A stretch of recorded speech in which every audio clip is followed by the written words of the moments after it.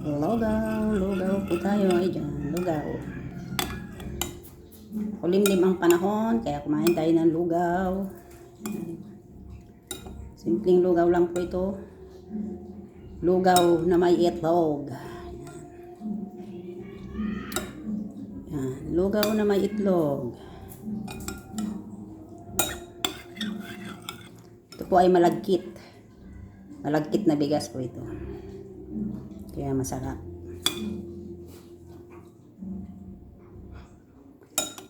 Let's eat lugaw.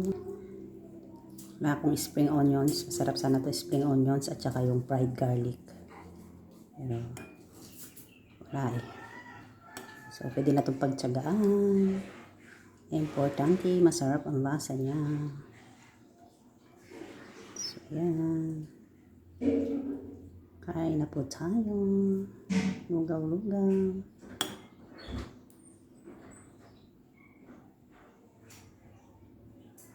Pinang